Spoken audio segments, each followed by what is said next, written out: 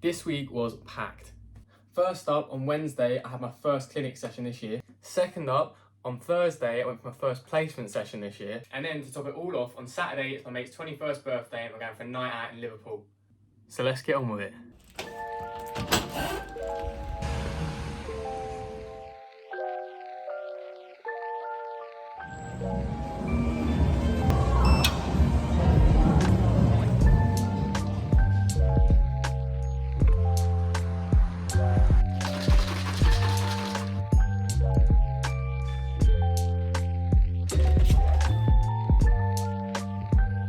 It's now 7 p.m, so today's first lecture went well, but oh my god, there is a lot of work this year. So I had a lot to do today. I did manage to get through a good part of it.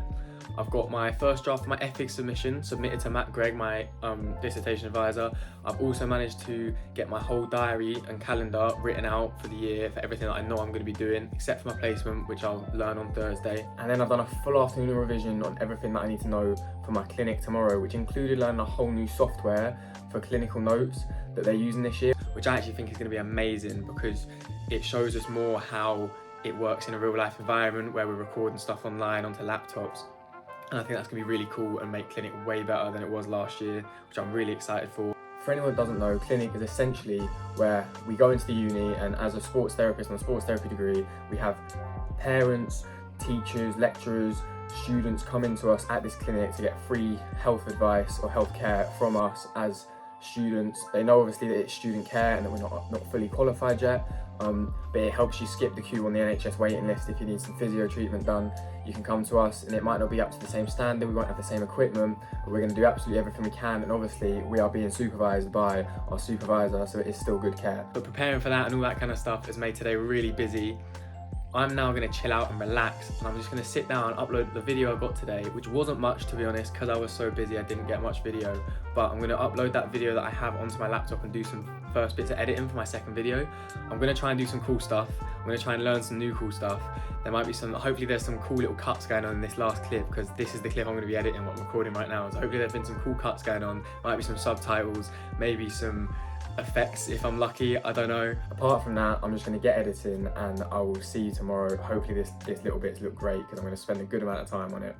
Just left the gym, I'm walking back home. It's 11:30, my first clinic session starts at 1:30. I'm going to be unable to record anything in clinic, and I'm also not actually going to be able to talk about it. It's very strict in the uni, they let us know we can't talk about it to anyone except our peers about what happens within clinic. So I'm going to use this opportunity now to just do a little montage of the rest of my day. Hopefully add a little voiceover in of just exactly what my course is, because I feel like I might be quite confusing at the moment. What I've actually got to do this year, what my assessments look like, what my modules look like, that kind of thing. Let's get into that.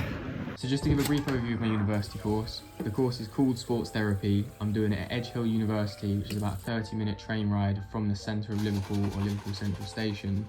It's accredited by the Society of Sports Therapists, and I'm being taught how to take an athlete from point of injury all the way through to return to sport at an elite level. I've already been given a massage qualification and a first aid qualification on the course.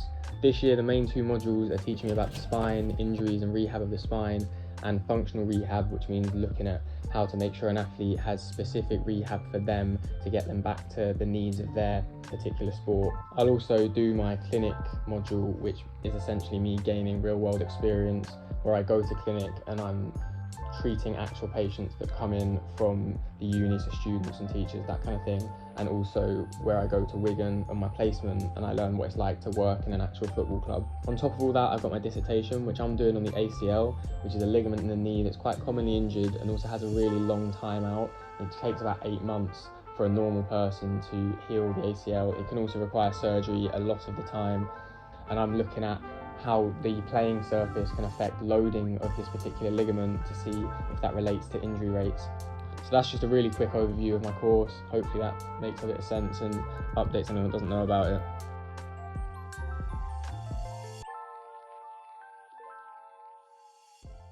I start my first placement at 4:30. It takes about 25 minutes to get to Wigan, so I'm in the car now, I'm on my way. Don't know how this is gonna go. I'll have a little explanation afterwards. I'll see what I can film. I probably won't be able to film much, but I'll give it my best shot. And yeah, I'm really nervous, but it should be all right. I've done a little bit of revision for it, so let's go, let's go, let's go, let's go. Come on.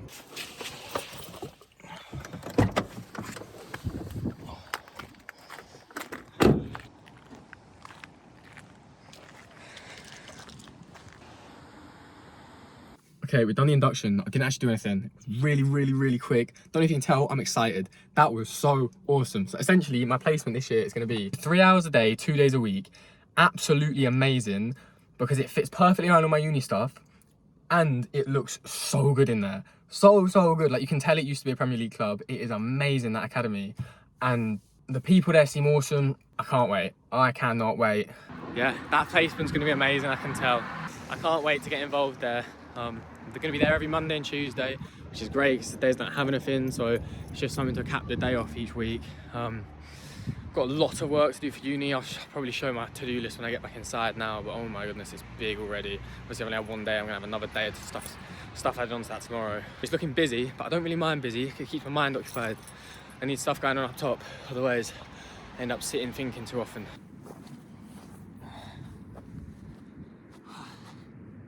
Right, time to look at the budgets.